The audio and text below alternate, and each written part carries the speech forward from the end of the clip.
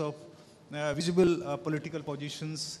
And secondly, they consider, if you consider a community as a vote, not as a community as a life universe, community as a community which requires a development in real sense. So in India, what is happening and what happened after freedom, that we consider this minority community as a vote bank. And to do vote bank, to evolve them as a vote bank, we do various kinds of symbolic politics. And in that process, the real substantial development of the community is goes to the back side of the developmental story. And that is happening in India.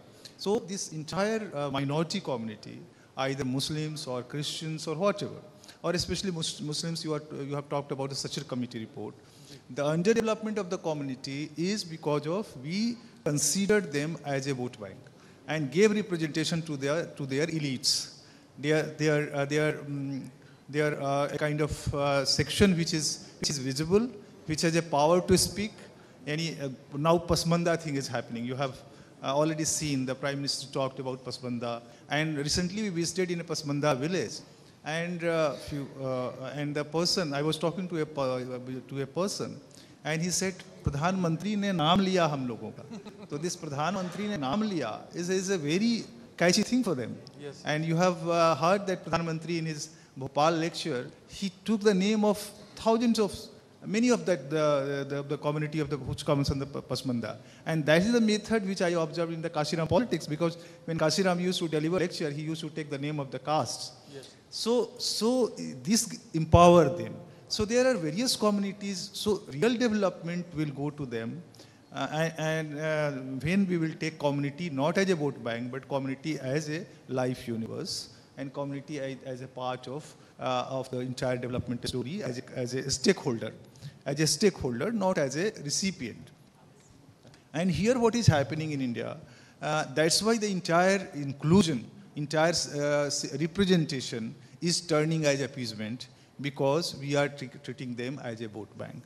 And that happens. You see the politics of various political parties, the way they give tickets to these communities.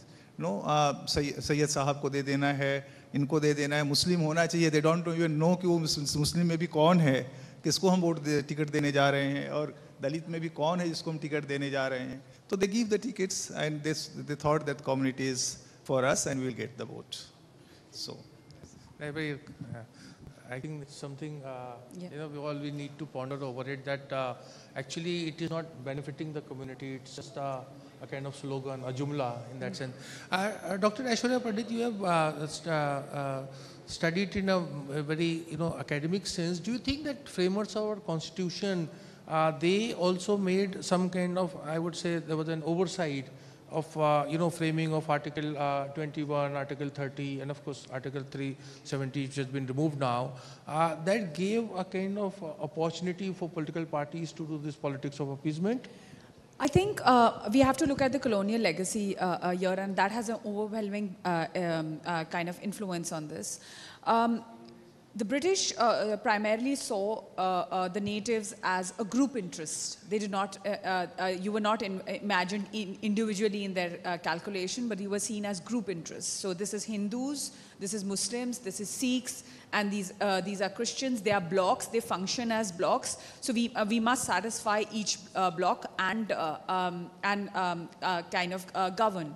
So over a period of time, what actually happened was, while framing the constitution, a lot of that which was viewing the population of the subcontinent as blocks was more or less absorbed by the constitution drafters. So there were no individual interests that were imagined.